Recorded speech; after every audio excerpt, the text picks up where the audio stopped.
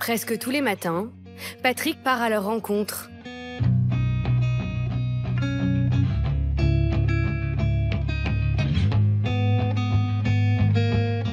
On voit vraiment que ça les amuse. Il y en a un qui a le dos vers le haut, position normale de nage, et l'autre, il a le ventre vers le haut. Alors ils s'amusent, ils se rapprochent l'un de l'autre. Là, pour eux, c'est de la rigolade.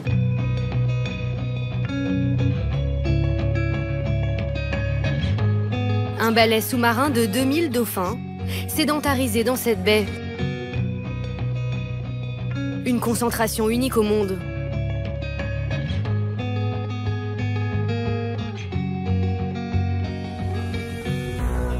La première fois où je suis venu, on est sorti en bateau. J'ai pas vraiment cru à ce que mes yeux voyaient, donc hein, et c'est encore la même chose.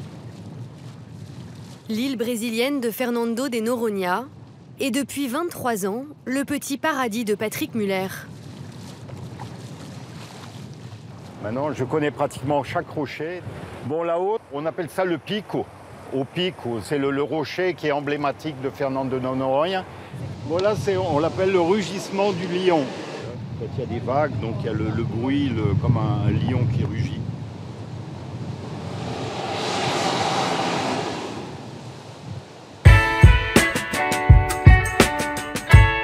Des eaux cristallines et des plages parmi les plus belles du monde. Bordées de falaises volcaniques, Fernando de Noronha, un confetti posé sur l'océan Atlantique à 400 km des côtes brésiliennes.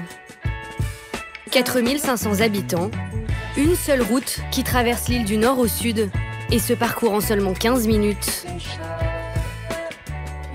Patrick, 63 ans, est le seul Français à vivre sur cette île du bout du monde. Il vit dans cette grande maison en bois avec toute sa famille.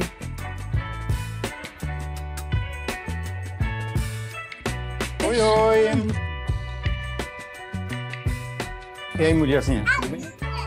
Sa femme, Anna, son fils Daniel, Dá beijinho, vovô, vai. Eita, que beijinho gostoso. et Gabriel, son petit-fils. A gente viu os 3 générations, exilés sous le soleil à 8000 km de la France. Je vais vous montrer un petit peu d'où je viens. Patrick a grandi loin des tropiques, à Griesbach, un village de 400 habitants en Alsace. Alors bon, là c'est toute la famille Muller d'Alsace. Hein. Bon là mon frère et puis moi avec mes jambes tordues et puis ma coupe à la brosse. Maman avec la première voiture de la famille, donc une 4 chevaux. Mon père, le beau militaire avec sa moto. À la fin des années 80, Patrick, alors électronicien, est envoyé en mission au Brésil par un groupe d'ingénierie. Il y rencontre Anna, une Brésilienne d'origine japonaise. Elle lui fait découvrir Fernando lors d'un week-end en amoureux. Il décide de s'y installer et crée un club de plongée. À l'époque, les touristes sont rares. Et voilà, ici c'est Marina. Hein? C'était presque impossible d'arriver ici, même pour le tourisme. Et après, nous sommes là 23 ans et à chaque jour, ça améliore un peu, ça ouvre un peu, mais même aujourd'hui, c'est un peu difficile, c'est compliqué vraiment d'arriver ici. C'est vraiment comme une île un peu interdite. Tous les Brésiliens, ils ont le rêve de passer ici, de connaître l'île une fois dans la vie. C'est comme la Mecca. Une Mecque, un paradis pour privilégiés. Au départ, pourtant, c'était plutôt un enfer. Au début du XXe siècle, on y envoyait les prisonniers les plus dangereux du Brésil.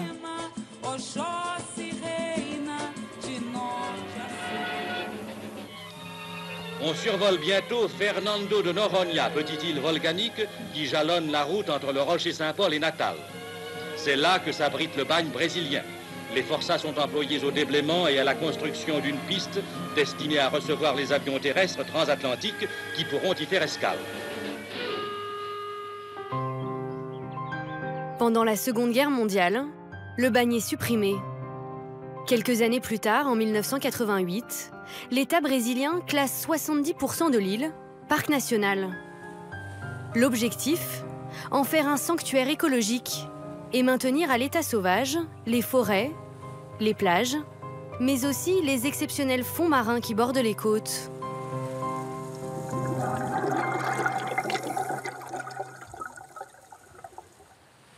« 30 ans plus tard, l'île semble avoir été épargnée par le tourisme de masse.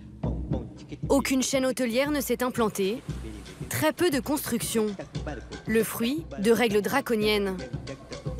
Par jour, seuls 450 touristes sont autorisés à débarquer sur l'île. Des visiteurs qui, pendant tout leur séjour, seront scrutés par une dizaine de gardes environnementaux.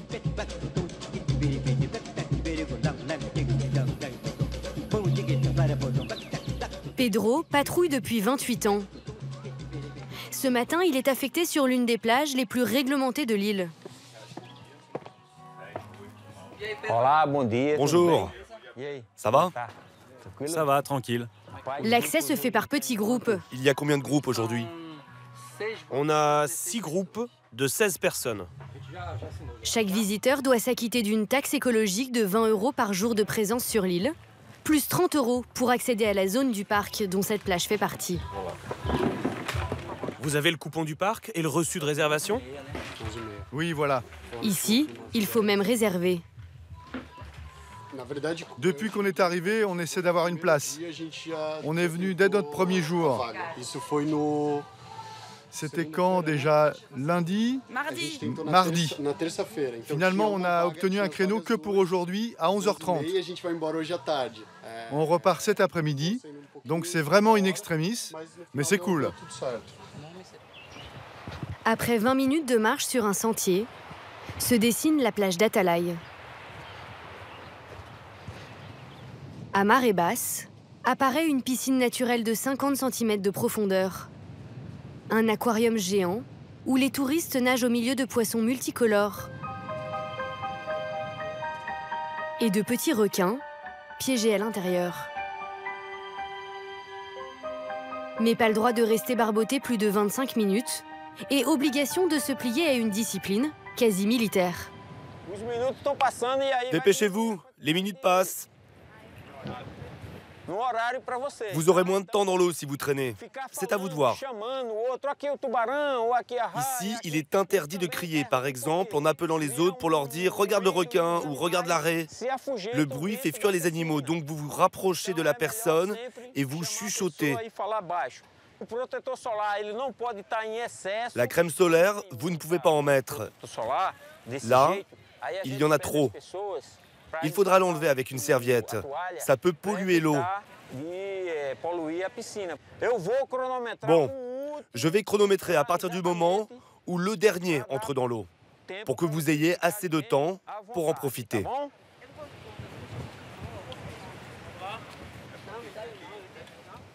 Les infractions sont punies de 150 € d'amende.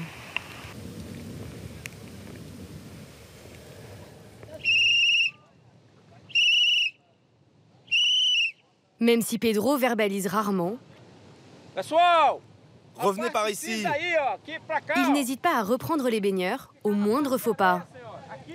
Vous devez rester sur la partie sableuse, madame. S'il vous plaît. Venez ici. Allez, il faut sortir maintenant. Vous aviez déjà vu une plage avec autant de règles? Non, jamais. Mais je pense que c'est fondamental pour la conservation, pour pouvoir préserver la nature comme elle est. Oui, c'est grâce à ces règles, finalement, qu'on peut voir tout ça. Pour les 2800 résidents permanents de l'île, les règles sont encore plus drastiques. Surtout en ce qui concerne le logement. À Fernando, personne n'est propriétaire. Tout appartient à l'État, qui attribue gratuitement et à vie les maisons. Et c'est ici, au palais du gouverneur, que tout se joue. Sandra Lima est chargée de traiter l'ensemble des demandes. Alors ici, on a les dossiers concernant les maisons et là, les terrains. Chacun choisit ce à quoi il concourt, maison ou terrain. Le problème, c'est que Sandra a 460 demandes pour 86 maisons et 21 terrains disponibles. Elisabeth? Cet après-midi, Bonjour. elle a rendez-vous avec une des candidates, Elisabeth. Ma première demande a été faite en 2002, donc ça fait 14 ans. Ça va faire bientôt 15 ans. Et tu es mariée avec des enfants? Je suis célibataire et j'ai un fils de 14 ans. Cette employée d'hôtel vit dans le logement sommaire loué par son employeur. Elle le partage avec 5 collègues. Nous sommes 2 ici. Tu partages la chambre avec ton fils? Oui, c'est bien ça. Et tu postules pour une maison pour avoir plus de confort pour vous deux? Exactement. Les ados de 14 ans ont besoin d'intimité et après 30 ans de vie sur l'île, je commence à avoir beaucoup d'affaires. Pour départager les candidats, Sandra examine leur ancienneté sur l'île, leur situation socio-professionnelle ou encore le nombre d'enfants. Le cas d'Elisabeth ne semble pas prioritaire. Sur le papier, Elisabeth a une situation similaire à beaucoup d'autres personnes. Moi, je leur rends visite, un peu comme une assistante sociale, et je regarde qui a les moins bonnes conditions de logement. Si jamais c'est elle qui est dans la pire situation, c'est elle qui remportera la maison. C'est une bataille, un combat sans relâche. Dès que j'ai du nouveau, je te tiens au courant. Je t'envoie un message. Allez, au revoir. Quelques semaines plus tard, Elisabeth apprendra que pour la 3e fois, elle n'a pas obtenu de maison. Ce dispositif unique dans le pays crée parfois des situations insolites. Non, on n'arrivera pas à le faire passer par là. Rosie, 38 ans, est en plein réaménagement après un divorce douloureux. Elle vivait dans ce logement depuis 11 ans, avec son petit garçon et son mari. Voilà, donc ça c'était notre salon. Il y a quelques mois, il l'a quitté pour une autre femme. En raison du temps d'attente pour obtenir une maison, ils ont pris une décision radicale, se partager la leur. C'est ici qu'on va diviser le terrain. De ce côté-ci, ce sera chez moi, et de l'autre, chez mon ex. Donc le mur ira d'ici à là-bas, tout au bout, jusqu'au portail. Il va y avoir une porte ou pas? Il va y avoir une porte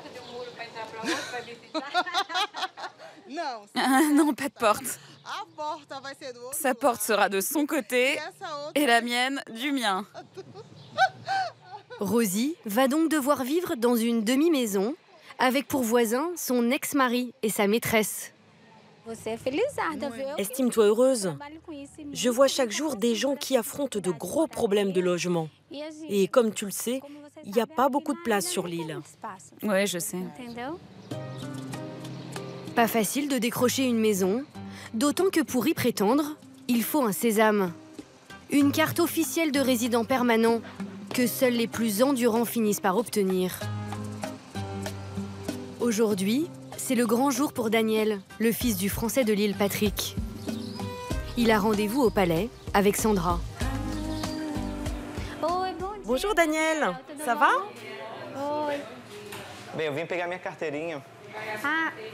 Oui, elle est prête. Tu peux lui donner s'il te plaît? Pour obtenir cette carte, Daniel, 29 ans, a dû prouver qu'il avait bien passé 10 années de vie consécutives à Fernando. Félicitations. Ça y est, c'est fait, Daniel, vous êtes résident permanent? Ah oui, c'est fait. Hein. Maintenant, je suis vraiment quelqu'un de l'île maintenant. Hein. C'est un parcours du combattant, en fait. Mais à la fin, ça marche, quoi. C'est ça. Hein. Daniel, qui a 29 ans, vit encore sous le même toit que ses parents, va désormais pouvoir prétendre à une maison.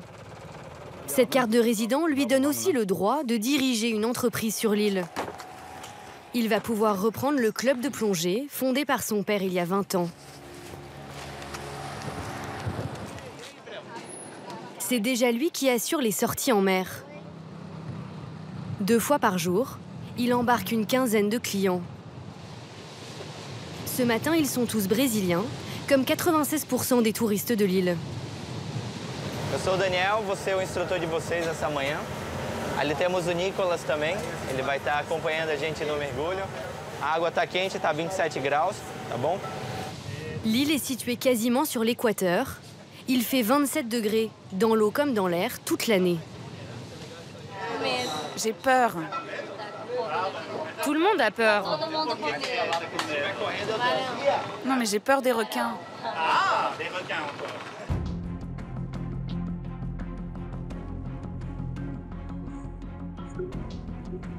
À 18 mètres de profondeur, Les fonds sont immaculés.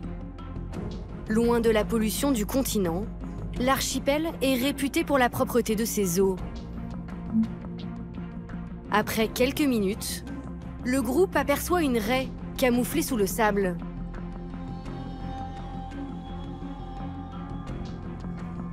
Un peu plus loin, petit frisson. Le plus redouté des prédateurs pointe le bout de son museau. Un requin de récif, en réalité inoffensif pour l'homme. À 60 mètres sous l'eau, la visibilité est hors norme. Les plongeurs les plus aguerris découvrent l'épave quasi intacte d'un navire. Le bateau a fait naufrage en 1983.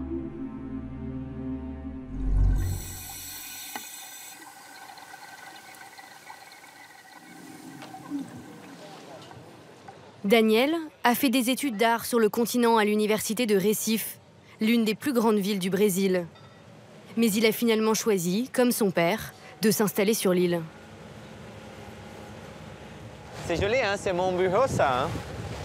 C'est une petite ville au milieu de la mer. On connaît tout le monde.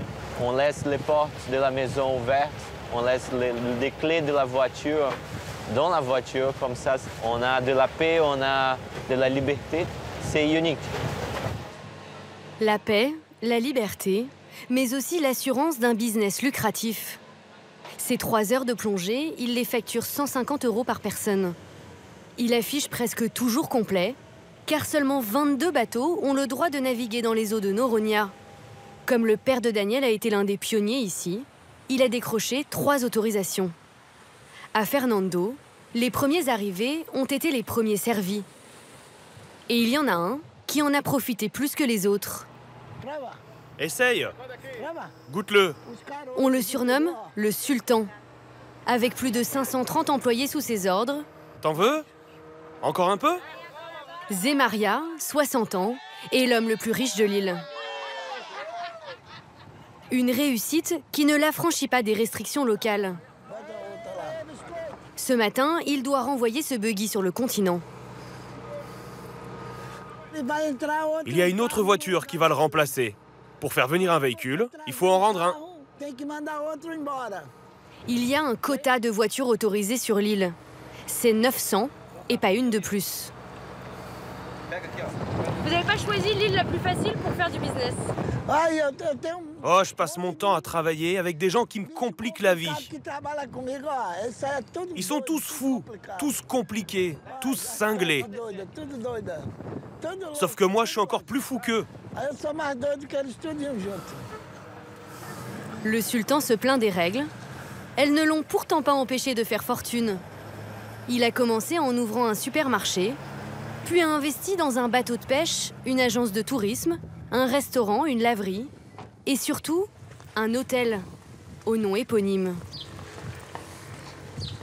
Il l'a construit sur le terrain qu'il a reçu en arrivant sur l'île, il y a 25 ans. Il n'y avait rien ici, c'est moi qui ai tout fait. À part cet arbre qui a plus de 80 ans. Le reste, c'est moi qui l'ai construit. Ma maison, au départ, elle était juste là.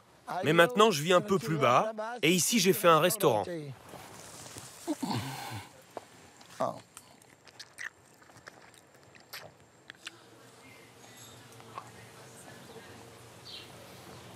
C'est bon, c'est trop bon. Comme il est aujourd'hui interdit de construire de nouveaux hôtels sur l'île, l'homme d'affaires à l'appétit insatiable en profite pour faire grimper les tarifs. Ici, c'est une chambre un peu au-dessus de la moyenne.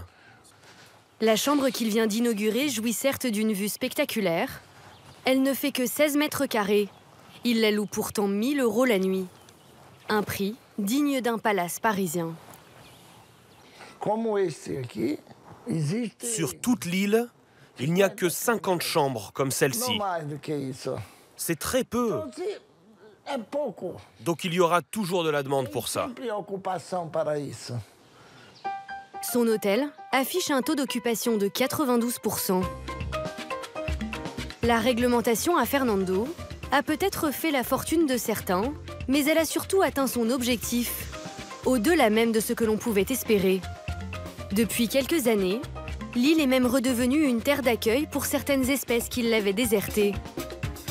Comme la tortue verte, longtemps chassée pour sa chair ou sa carapace.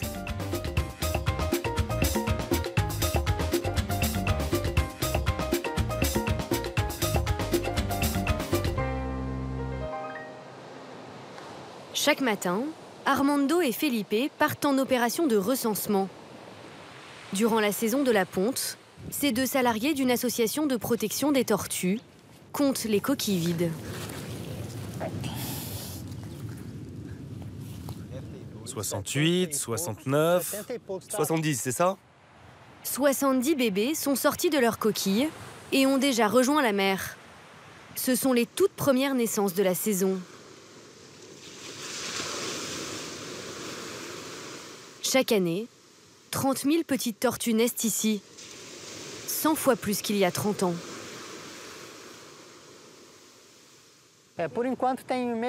On a déjà comptabilisé 47 nids sur l'île. 6 rien que sur cette plage. C'est un très bon résultat. On n'en a jamais eu autant à ce stade de la saison.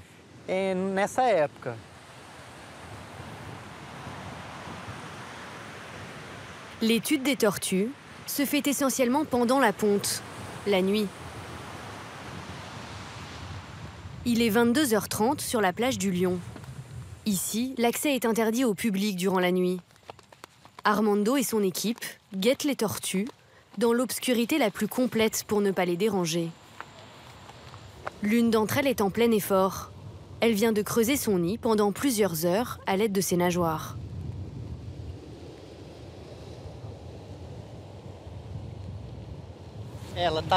Je sens des contractions. C'est pour bientôt. Ça y est, je crois qu'elle a pondu un œuf.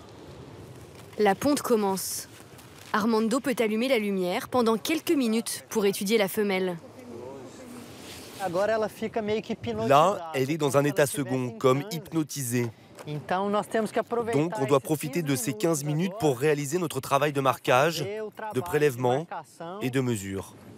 Coleta de tecido e biometria.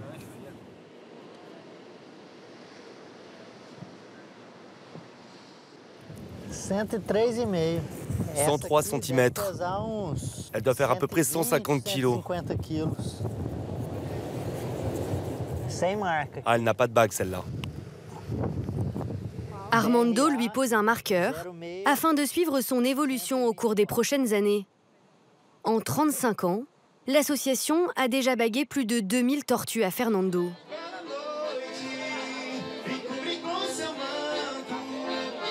Ce soir, Zemaria, le sultan, fête son anniversaire. 61 ans, dont 25 sur l'île.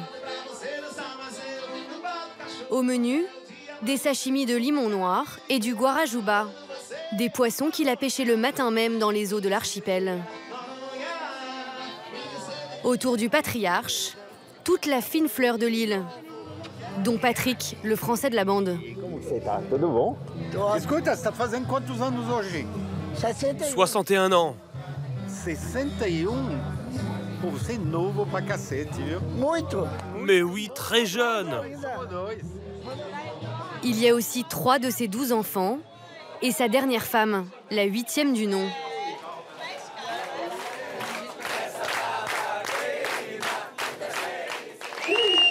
Vous la quitterez un jour, cette île? Non, jamais. Enfin, sauf si c'est elle qui ne veut plus de moi. Avec Fernando, il le jure, c'est pour la vie.